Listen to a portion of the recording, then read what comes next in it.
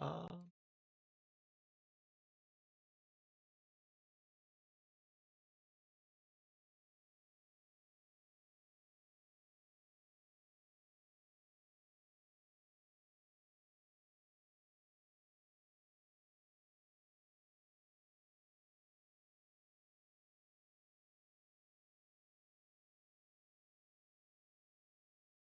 this one.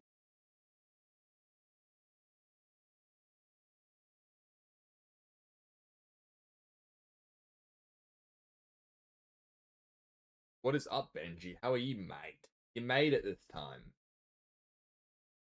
Good to have you. Wait, no, you made it last time. Sorry. There's somebody else.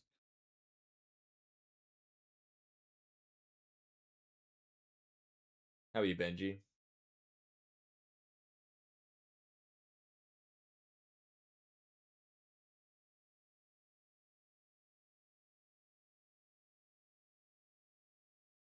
Yeah, good.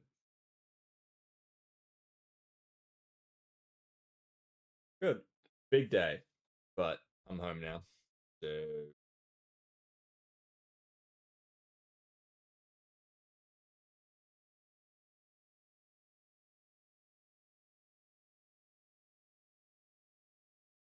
definitely keen to be home. You up to anything special today, Benji?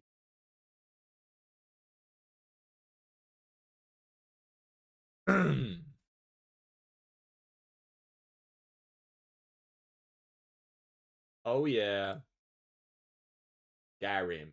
You actually, Benji. You know, fun fact about Skyrim today. You didn't actually miss anything. Because right at the end, I got like locked in a save loop where I had to reset my save back to where I started that day. So you didn't actually miss anything. Um, so you're cruising.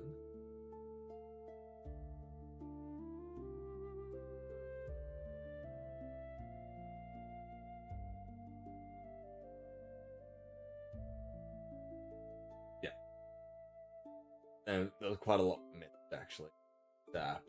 Kind of quite a lot lost, which kind of annoyed me today, which is why I went and started playing League instead. Um, Tomorrow's a new day. Tomorrow is a new.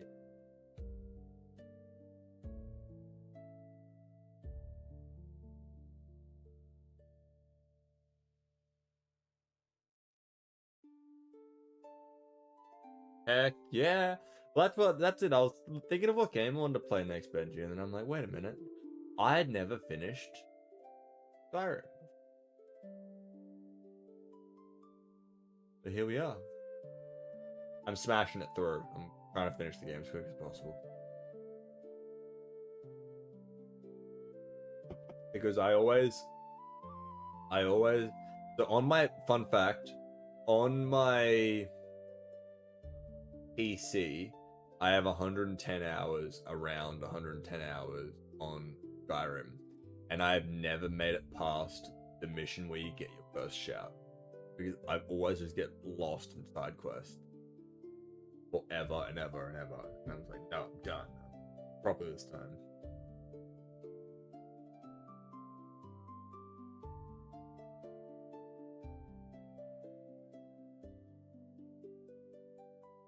Yeah, it's pretty crazy. I get really distracted. There's just so much to do.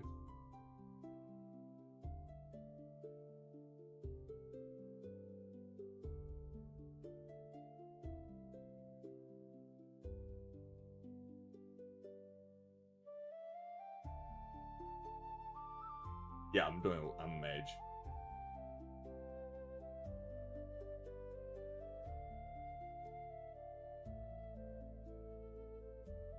So having a bit of fun. Um,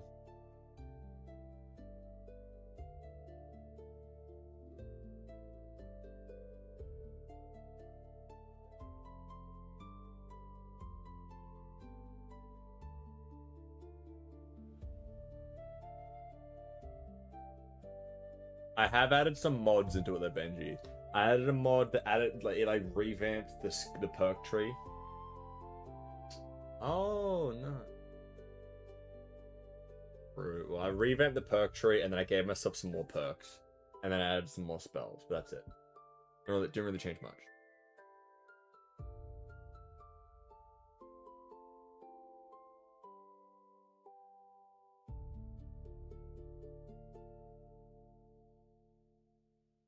The Daedra armor? I think so.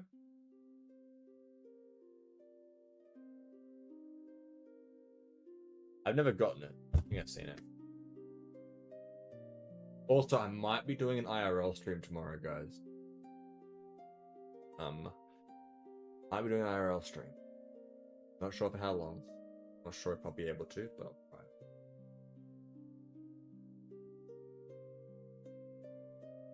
We shall see.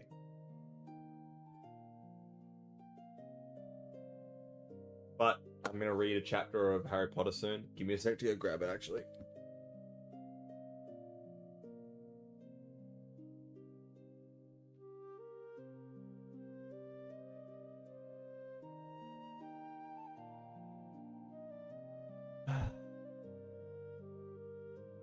Okay, we're back.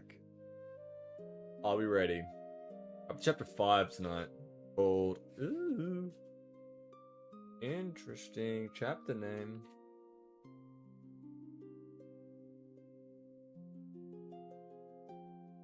Same length as usual.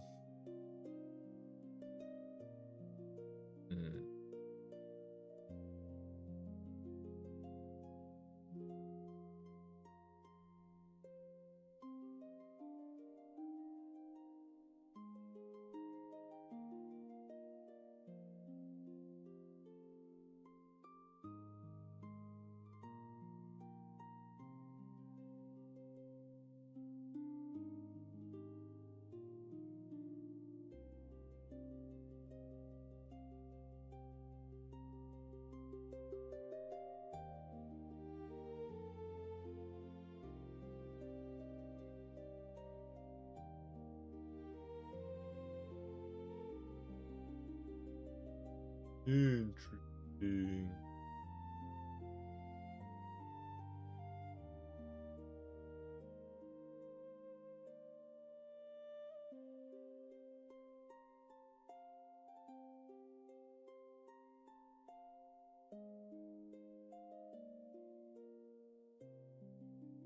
I know. How are you? How's your day today?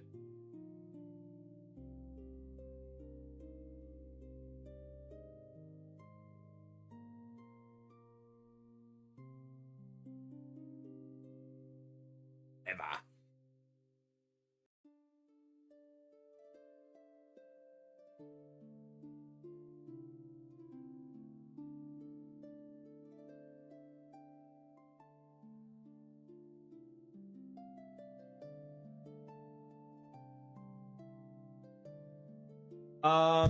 Good. Oh, that's good.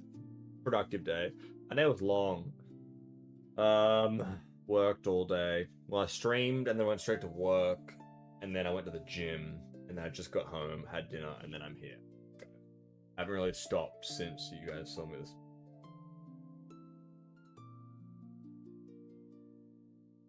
But gotta get those gains, right?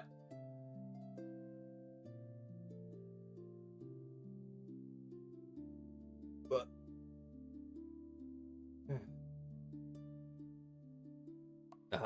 I'll be fine. This is my normal life. I won't get burnt out. You're fine. Hi, Adara. Gains, baby.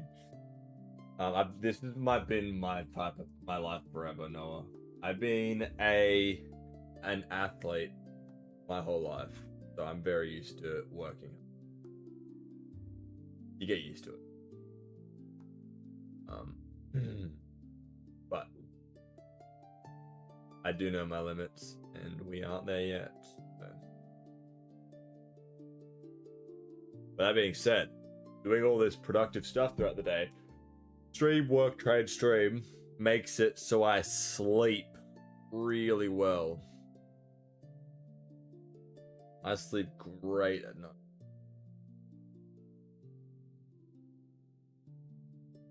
So keen to sleep now.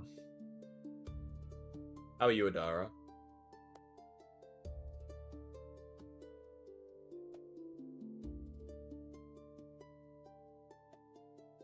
Natalia? How are you? Yeah, I love it. Oh man, I sleep so good. I went through a couple of years from like 18 to 21, I reckon. I'm going good. I'm assuming you're talking to me, or you responding to Noah. You like my cow? He's from Scotland. His name's Victor. For about a couple of years, I really struggled with sleeping. No, you're all good. You're all good. How are you, Nick? His name's Victor. He's actually from Scotland. My family brought him home from Scotland. But yes, for about 3 years, I really struggled with sleeping. Like, it would take me hours to fall asleep, and then I'd sleep horribly, and then I'd wake up miserable and tired. No, I'm not Scottish. My family went to Scotland 2 years ago for the BMX World Championships. And they brought me back a souvenir. Technically, I am Australian, but if you're going back to my family heritage, I am German. So, kind of close.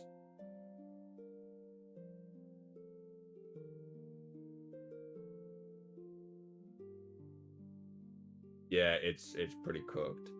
The hardest part about insomnia is you just gotta thug it out. Yes, I am an Aussie. Queenslander. Yeah, it's very rough. Insomnia is no joke. Because it's like, you are tired. Where are you from, Natalia? You are tired. I'm assuming, let me guess, you're American. You're insanely tired. Oh man, I just went live again. I literally went live. I was live like 12 hours ago. I just started up again. But like when you have insomnia, you're extremely tired, yet your body still won't go to sleep. Where are you from, Natalia? How are you, by the way, Jay? Mexican? Or Mexico is part of America. Not the USA, but it's the Americas. Yeah, well, technically, 10 hours ago. We're being technical. I want to go to Mexico so bad, though. I want to go to Mexico to try and have, like, actual Mexican food. Like, in my experience of traveling, like, there's good food. Thank you for the follow, Nilla. From my experience with traveling, there's good food. Like, let's just say Mexican food, for example, since we're talking about Mexico. There's good Mexican food here. But then you go to Mexico, and then the Mexican food in Mexico is just, like, phenomenally better. Like, when I went to Japan, Japanese food, I thought Japanese food over here tastes nice. And then I go to Japan and have Japanese food in Japan, and I'm like, damn! What was I missing out on? Holy crap! That's why I want to go to, because I love Mexican food so much. If I had to put... No, it's great. No, there's... Adara. Australia is like has the most immigrants in the world in our country. We're literally, Australia is like 40% immigrants. I could probably go down the road and have an authentic Mexican restaurant just down the road from me with an actual Mexican family who's making the same. It's just not the same as when you get it in Mexico. The Mexican food over here is great. Yes. Same thing as that Japanese food. If you go to I have a Japanese shop down the road from me, and they are lovely. It's like a little family-owned restaurant. Little Japanese family. They are amazing people. Well, you're missing out, Adara. It's great. I eat food. I love food, and I appreciate food so much. I love just eating food. Yeah, I love food. I was talking to my client today, actually, and telling him it's like, to this day, I haven't eaten food. Oh my gosh, food. Thank you so much. To this day, I haven't eaten a food that I haven't enjoyed eating. There are foods that I won't eat, but it doesn't mean I don't enjoy them. I just don't eat them because they're bad for you. Like lollies, chocolates, cake, most cakes, all that type of stuff. All the like sugary crap, sugary drinks. I love them, but I won't have them. That's why I've got my sugar-free lemonade right here.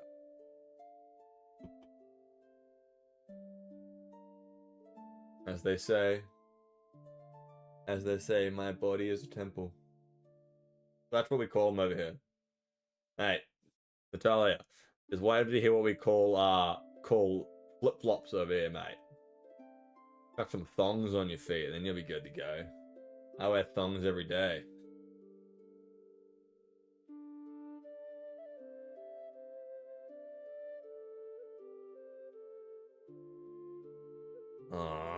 Guys, we got a new follower on Instagram.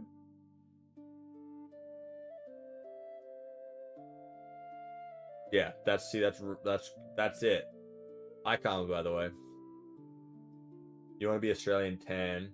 Well, I'm tan because I'm German. I mean Polish, sorry. My Polish on my mum's side. I am. It's just the lighting in my room. Everything's very whitewashed in here. I'm a lot more tan. Yeah.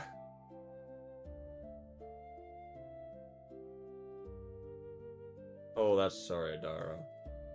How are you, Karma? Guys, well, I always say, make sure to go and follow me on Instagram too. I post behind the scenes of my life on my Instagram. It's new. Only like 24 followers right now. We're trying to hit 100 followers. Pretty dope. I'll wait. Same as my thing. That's my Instagram.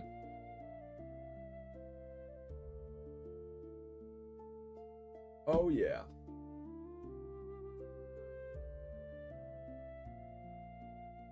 Okay, guys. It is getting late. I was waiting for a little bit for people to join. I'm glad people are having it. People are enjoying joining. I will be now reading. We're reading a chapter of Harry Potter and the Goblet of Fire. We've read through the entire series. We're up to book 4. Well, actually, that means we're almost halfway through the series. I also decided to put some more, like... That's definitely it. That's definitely it, guys. Look, I've got it. You can't see it, but...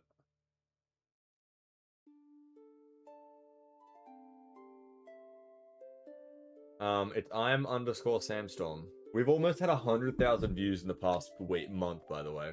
That's so sick. I wish I had more followers, though. I have 24 followers. It's so annoying. But no, that's my, I'm_Samstorm is my Instagram handle.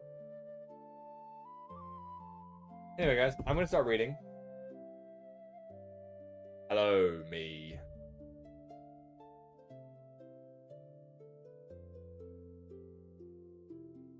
I'll try and respond to your messages, but I am going to be focusing on reading now. It's not a very big chapter, so it won't take long. Oh yeah, I also tried to do something called fantasy. Pop culture reference. I have no clue. Oh, gotta clear the throat up with water.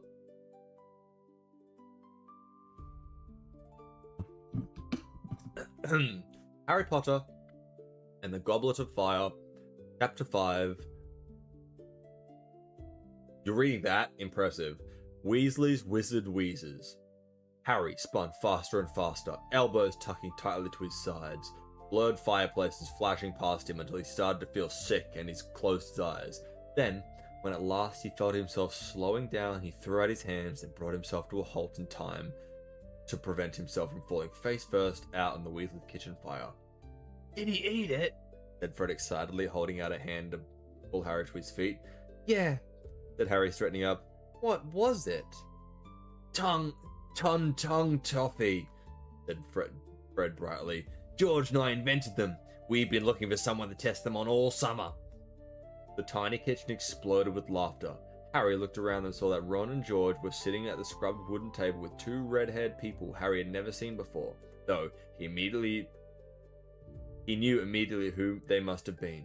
Bill and Charlie, the two eldest Weasley keepers.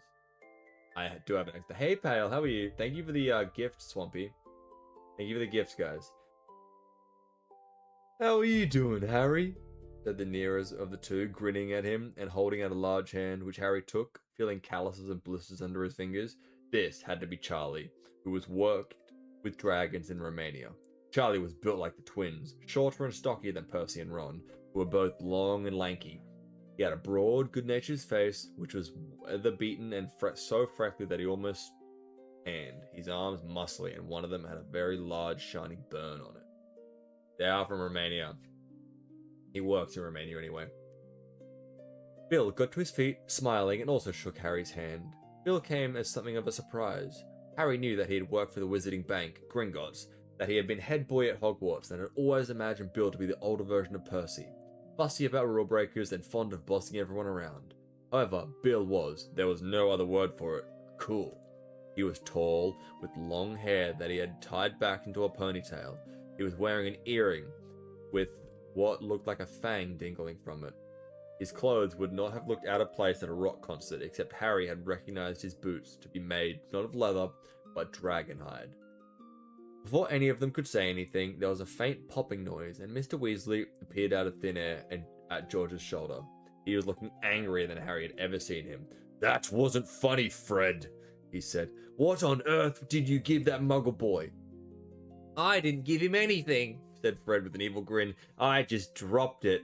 It was his fault he went and ate it. I never told him to." "You dropped it on purpose," roared Mr. Weasley. "You knew he'd eat it. You knew he was on a diet." "How big did his tongue get?" George asked eagerly. "It was 4 foot long before his parents would let me shrink it." Harry and the Weasleys roared with laughter. It isn't funny," Mr. Weasley shouted. "That sort of behavior seriously undermines wizard-muggle relations. I spent half my life campaigning against the mistreatment of muggles and my own sons." "We didn't give it to him because he was a muggle," said Fred indignantly. "No, we gave it to him because he's a bullying git," said George. "Isn't he, Harry?" "Yeah, he is, Mr. Weasley," said Harry earnestly. "Okay, I'm looking pale. What's up?"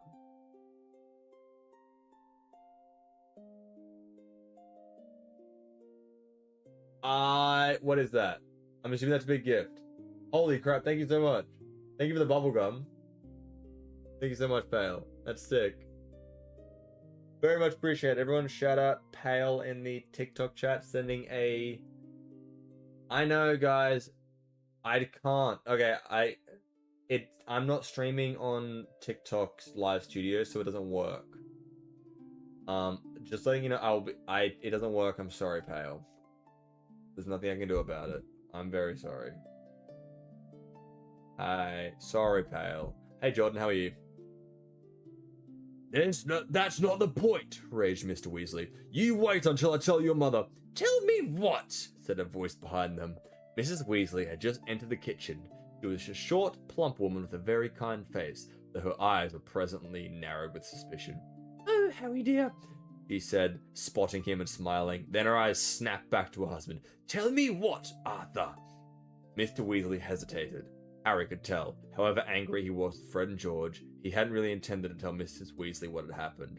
There was a silence while Mr. Weasley's eyes eyed his wife nervously. Then, two girls appeared in the kitchen doorway behind Mr. Weasley and Mrs. Weasley. One, with very bushy brown hair and rather large front teeth, was Harry and Ron's friend, Hermione Granger. The other, who was small and red-haired, was Ron's younger sister, Ginny. Both of them smiled at Harry, who grinned back, which made Ginny go scarlet.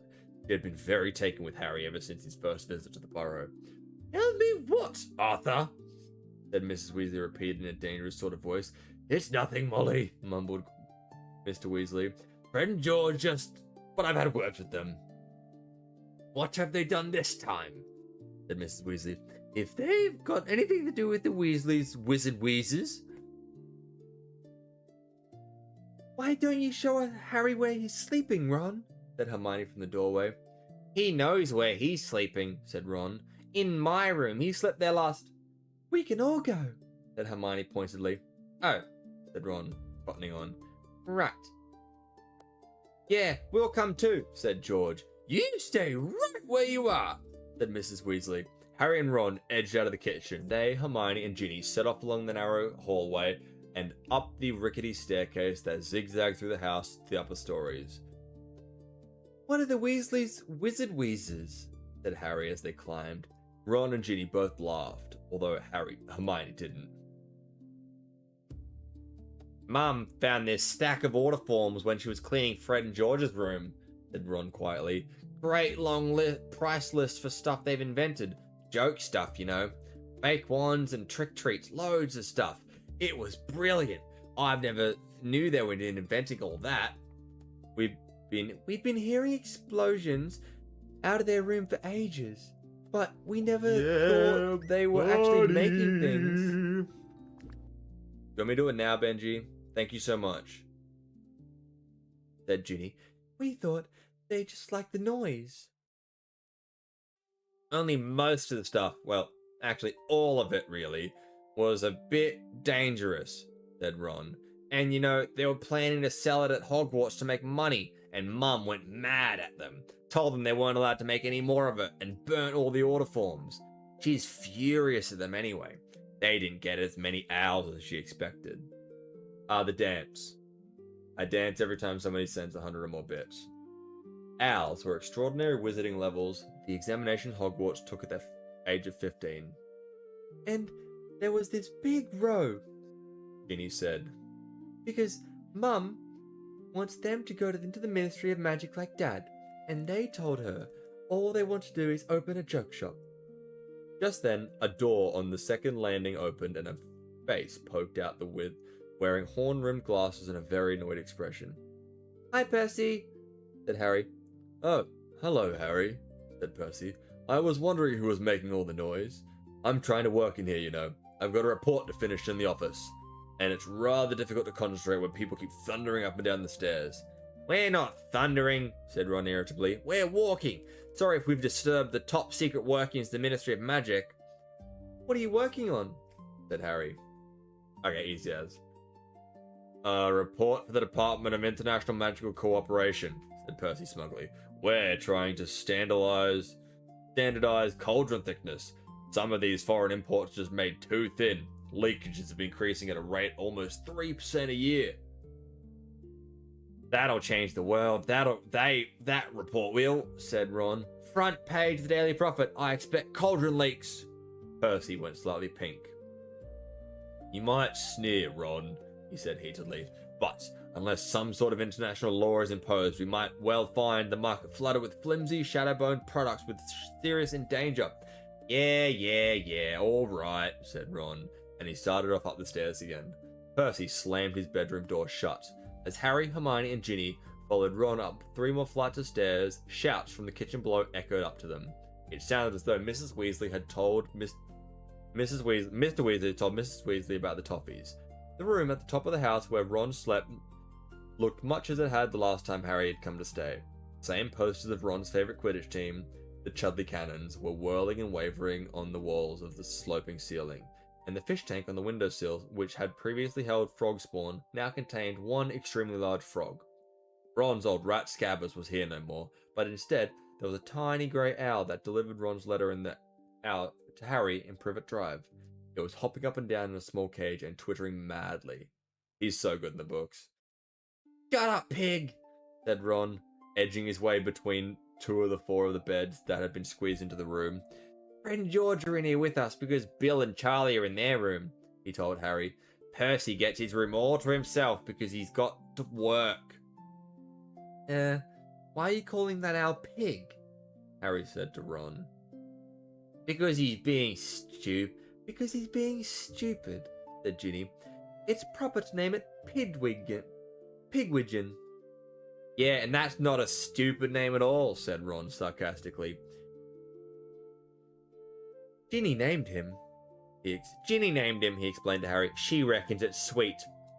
And I tried to change it, but it was too late. He won't answer to anything else, so now he's Pig.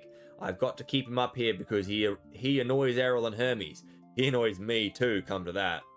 Pidgeon zoomed happily around his cage, hooting shrilly. Harry knew Ron too well to take him seriously. He had moaned continuously about his old rat Scabbers, but had been most upset when Hermione's cat, Crookshanks, appeared to have eaten him. "Where's Crookshanks?" Harry asked Hermione now.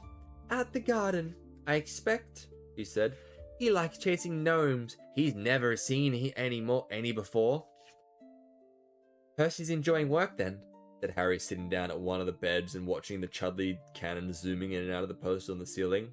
"Enjoying it?" Ron said darkly. "I don't reckon he'd come home if your dad didn't make him. He's obsessed. Just don't get him onto the subject of his boss. According to Mr. Crouch, as I was always saying to Mr. Crouch has the opinion. Mr. Crouch was telling me they'll be announcing their engagement any day now." "Have you had a good day, Harry?" said Hermione. "Did you get our food parcels and everything?" "Yeah, thanks a lot," said Harry. "They saved my life, those cakes." "And have you heard from—" Ron began, but a look from Hermione, he fell silent. Harry knew Ron was about to ask him about Sirius. Ron and Hermione had been so deeply involved in helping Sirius escape from the Ministry of Magic, they were almost as concerned about Harry's godfather as he was. However, discussing him in front of Ginny was a bad idea. Nobody but themselves and Professor Dumbledore knew about how Sirius had escaped or believed in his innocence. It is a great. I'm glad you guys enjoy it. Thank you, Pale. "I think they've stopped arguing," said Hermione to cover the awkward moment, because Ginny too was looking curiously from Ron to Harry. "Shall we go down and help your mum with dinner?" "Yeah, all right," said Ron. The four of them left Ron's room and went downstairs to find Mrs. Weasley alone in the kitchen, looking extremely bad-tempered. We're eating out in the garden," she said when they came in. "There's just not enough room for 11 people in here. Could you take the plates out, girls? Bill and Charlie are setting up the tables. Knives and forks, please, you two," she said to Ron and Harry, pointing her wand a little more vigorously than she had intended at a pail of potatoes in the sink, which shot out of their skin so fast they had ricocheted off the walls and ceilings. "Oh, for heaven's sake!" she snapped, now directing her wand at a dustpan, which hopped off the side and started skating across the floor, scooping up the potatoes. "Those two!" She burst out savagely, now pulling pots and pans out of the cupboard, and Harry knew she meant Fred and George. "I don't know what's going to happen to them. I really don't. No ambition unless you count making as much trouble as they can." She slammed a large copper saucepan down on the kitchen table and began to wave her wand around furiously. A creamy sauce poured from the wand's tip as she stirred. "It's not as though they've got brains," she continued irritably, taking the saucepan over to the stove and lighting it up further as a poke with their wand. "But they're wasting them, and they expect to pull themselves together soon. They'll be in real trouble. I've had more owls from Hogwarts about them than the rest of you guys put together. If they carry on the way they're going, they'll end up in front of the improper use of magic." Mrs. Weasley jabbed her wand in the cutlery drawer, which shot open. Harry and Ron both jumped out of the way as several knives soared out of it, flew across the kitchen, and began chopping the potatoes, which had been tipped back into the sink by the dustpan. "I don't know where we went wrong with them," said Mrs. Weasley, putting down her wand and starting to pull out her saucepans. "It's been the same for years, one thing after another, and they won't listen." "Oh, not again!" She had picked up her wand from the table and emitted a loud squeak and turned into a giant rubber mouse. "One of their fake wands again," she shouted. "How many times have I told these two not to leave them lying around here?" He grabbed her real wand and turned it round to find that the sauce on the stove was smoking. "Come on," Ron said hurriedly to Harry, seizing a handful of cutlery and opening the drawer. "Let's go and help Bill and Charlie." They left Mrs. Weasley and headed out of the back door into the yard. They'd only gone a few paces when Hermione's bandy-legged ginger cat Crookshanks came pelting out of the garden, bottle-brush tail held high in the air, chasing what looked like to be a muddy potato on legs. Harry recognized it instantly as a gnome, barely 10 inches high. Its horny little feet padded very fast as it sprinted across the yard and dived headlong into one of the Wellington boots they lay scattered around the door. Harry could hear the gnome giggling madly as Crookshanks inserted a paw into its boot, trying to reach it. Meanwhile, a very loud crashing noise was coming from the other side of the house. The source of the commotion was revealed as they entered the garden and saw that Bill and Charlie both had their wands out and were making two battered old tables fly above the lawn, smashing into each other. each attempting to knock the others out of the air. Fred and George were cheering. Ginny was laughing, and Hermione was hovering near the hedge, apparently torn between amusement and anxiety. Thank you for the gifts again, and thank you for the follow, Brim. We are very close. I'll tell you guys how close we are to 1,000 followers once I finish this chapter. Bill's table caught Charlie with a huge bang and knocked one of its legs off. There was a clatter from overhead, and they all looked up to see Percy's head poking out of the window, one on the second floor. "Will you keep it down?" he bellowed. "Sorry, Percy," said Bill, grinning. "How's the cauldron bottoms coming along?"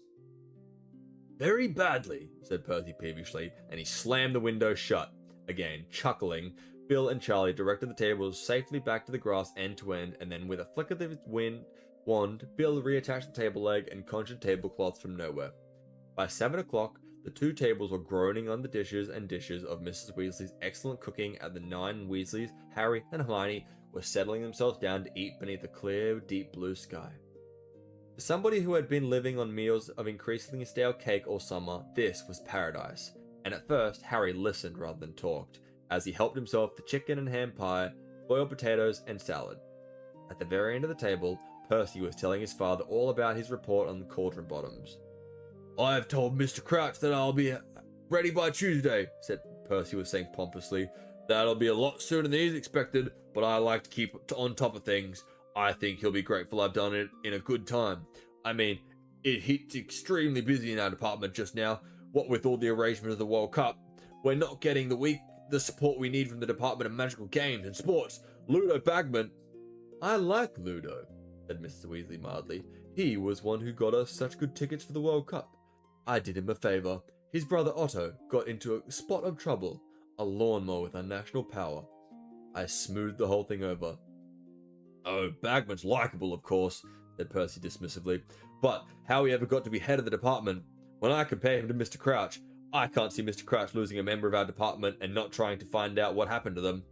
You realize Bertha Jonkins has been missing for over a month now. Went on holiday to Albania and never came back." "Yes, I was asking Ludo about that," said Mrs. Weasley, frowning. "He says Bertha's got lost plenty of times before now, though I must say, if it was someone in my department, I'd be worried." "Oh, Bertha's hopeless, all right," said Percy. "I hear she's been shunted from the department to department for years, much more trouble than she's worth. But all the same, Bagman ought to be trying to find her. Mr. Crouch has been taking a personal interest. She worked in our department at one time, you know, and I think Mr. Crouch was quite fond of her. But Bagman just keeps laughing and saying she's probably misread the map and ended up in Australia instead of Albania." However, Percy heaved an impressive sigh and took a deep swig of his elderflower wine. "We've got quite enough on our plates, the Department of International Magical Cooperation, without trying to find members of other departments too. And as you know, we've got another big event to organise right after the World Cup." He cleared his throat significantly and looked down towards the end of the table where Harry, Ron, and Hermione were sitting. "You know the one I'm talking about, Father?" He increased his voice slightly. "The top secret one." Ron rolled his eyes and muttered to Harry and Hermione, "He's been trying to get us to ask what the event is ever since he started work. Probably an expedition of thick-bottomed cauldrons." In the middle of the table, Mrs. Weasley was arguing with Bill about his earring, which seemed to be a recent acquisition. "With a horrible great bang! Really, Bill? What do you say at the bank?" "Mum, no one at the bank gives a damn how I dress as long as I bring home plenty of treasure," said Bill patiently. "And your hair's getting really silly, dear," said Mrs. Weasley, fingering her wand lovingly. "I wish you'd give it a trim." "I like it," said Ginny, who was sitting beside Bill. "You're so old-fashioned, Mum. Anyway, it's nowhere near as long as Professor Dumbledore's." Next to Mrs. Weasley, Fred, George, and Charlie were all talking spiritedly about the World Cup. "It's got to be Ireland," said Charlie thickly, through a mouthful of potato. "They flattened Peru in the semi-finals." "Bulgaria have got Victor Krum, though," said Fred. "Krum's one decent player. Ireland have got 7, said Charlie shortly. "I wish England had got through, though. That was embarrassing, that was." "What happened?" said Harry eagerly, regretting more than ever his isolation from the Wizarding World when he was stuck in Privet Drive. Harry was passionate about Quidditch. He had played as a Seeker on the Gryffindor house ever since his first year at Hogwarts and owned a Firebolt, one of the best racing brooms in the world. Went down the Transylvania 390 to 10, said Charlie glumly. Shocking performance. And Wales lost to Uganda, and Scotland was slaughtered by Luxembourg. Mr. Weasley conjured up a candle to light the darkening garden before they had their pudding, homemade strawberry ice cream. And by the time they had finished, moths were fluttering around low over the table, and the warm air was perfumed with the smell of grass and honeysuckle. Harry was feeling extremely well fed and at peace with the world as he watched several gnomes sprinting through the rose bushes, laughing madly as closely pursued by Crookshanks. Heck yeah. Ron looked carefully up at the table to check that the rest of the family were all busy talking. Then he said in a very quiet voice, "So, have you heard anything from Sirius lately?" Hermione looked around, listening closely. "Yeah," said Harry. "Twice. He sounds okay. I wrote to him the other day, the day before yesterday. He might write back while I'm here." He suddenly remembered the reason he had written to Sirius, and for a moment was on the verge of telling Ron and Hermione about his scar hurting again, and the dream that had awoken him. But he really didn't want to worry them right now. Not when he himself was so happy and peaceful.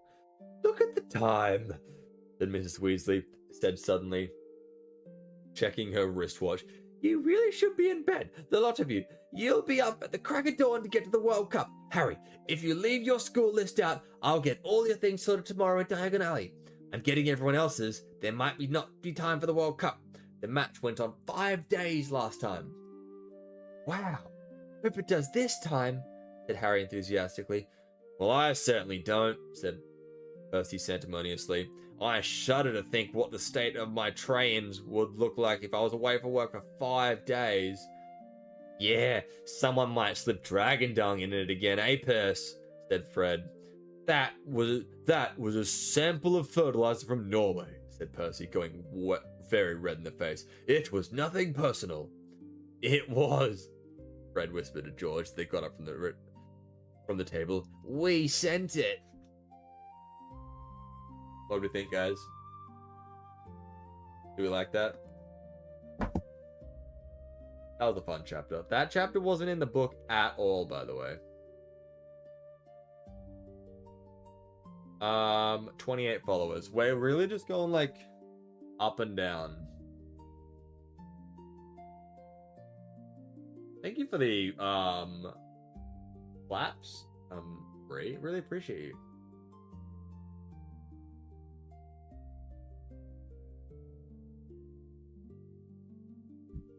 $28 followers to go until I open the Pokemon pack, guys. So if you want to see me open Pokemon packs, it was a great chapter. That was just a fun chapter.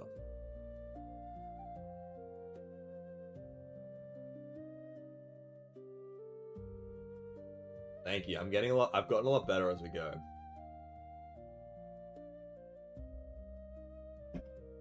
Thank you, Bree. Very much appreciated. Appreciate you all. Oh, I got a new match. What do we get? Oh, her name's Lily. She was quite lovely. That's a bit scary. Location, 1 kilometer away. Yeah. I also wish, just a dating app, Pale. I just got a new match in a dating app and they're 1 kilometer.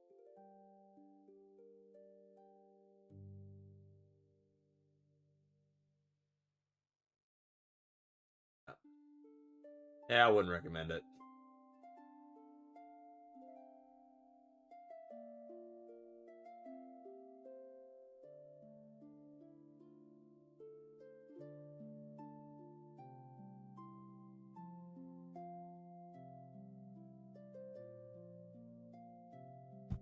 But unfortunately, nothing wrong with that. I don't recommend it. Most of them are just not good. Oh.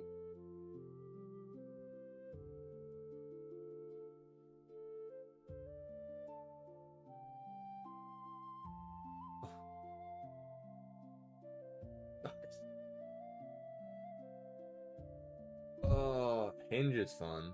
I read every evening, Brie. Every evening at 9 p.m. Australian Eastern Standard Time, I read a chapter of Harry Potter. Right now it's Harry Potter. When we finish Harry Potter, we're going to start in a different book. I'm thinking Prison Healer after Harry Potter because of how much I love that book and I want to read it again. Everyone's weird on those apps. I'm on those apps and I'm concerned everyone's weird. If I was going to download one though, it'd be Hinge.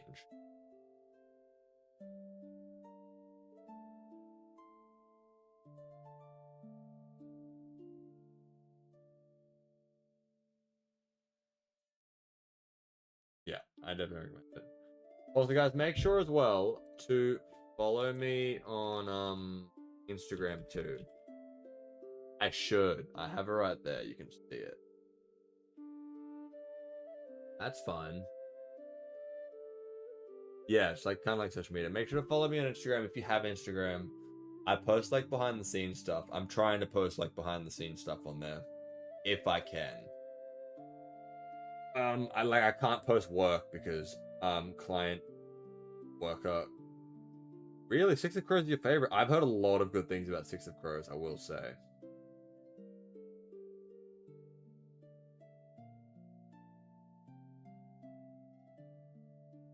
That's fair. I think I don't really use them, but I'm trying to grow on. Thank you for the heart meat breed, by the way. I am trying to grow my platform. Best way to grow a platform is to grow multiple platforms at once. Steady base, guys. You got to build the foundation. Got to build the foundation. Very much appreciated. Also, guys, do you want to see my dog? 4 times Adara is crazy. Do you guys want to see my dog? Want to see my dog? Only 2? Oh. Ew. Look who it is. Who it is.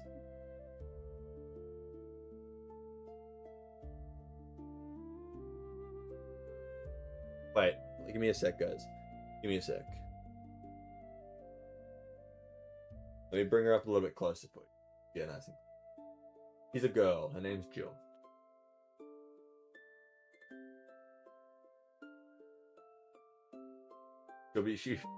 She was asleep, but she woke up. Give me a kiss.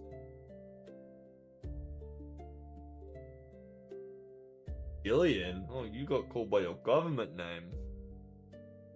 What?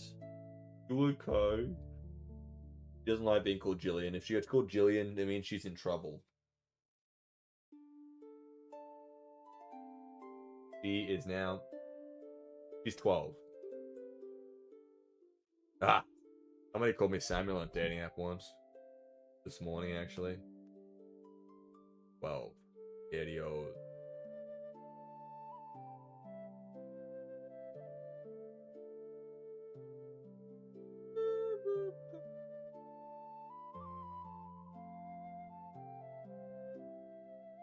Yes, I do. I've heard of the Shadow and Bone books.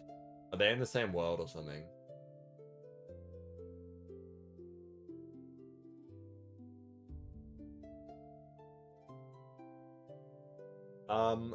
Benji, do you want me to put a rain check on and do that dance tomorrow on stream when you join? Uh-oh, that's not good, Adara. Because Jill is currently asleep on my leg. It is 9:40 p.m. Jill is currently asleep on my leg, so I'd feel bad getting up and dancing when she's asleep on my leg. You want me to do the dance tomorrow morning when you I'll do it though. Don't stress, mate. Don't stress, Benji. I don't stress. Gotcha. Oh, he's just licking my leg now. I think that's her letting me know. Just like, hey, you better not move, champion. Oi, mate, you better not move. That's what he said to me. Same. I also have a pet bird.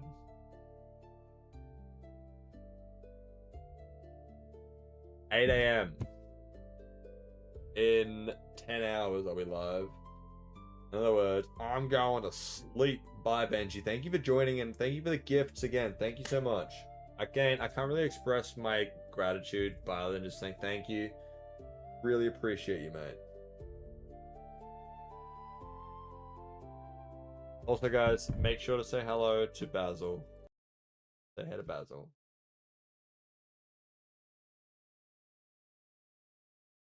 Bye, Benji. Aw, I used to have a Russian blue brie. I had a Russian blue as my childhood cat.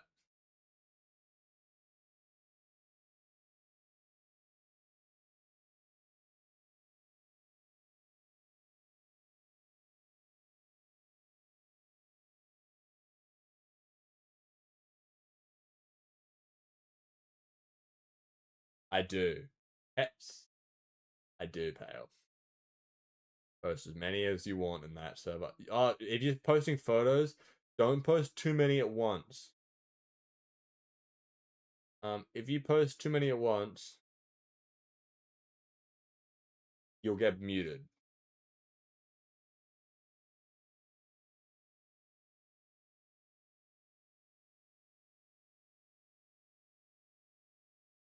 Don't send more than 5 photos at once, is what I'm saying, Pale.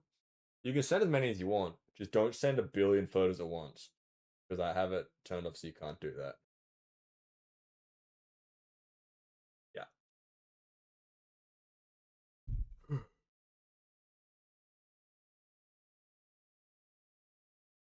Anyway, guys, yes, that's what happened. I am going to end the stream. Maybe it is a sign of Dara. I'm going to bed. I'm very tired. I'll see you all when I see you all.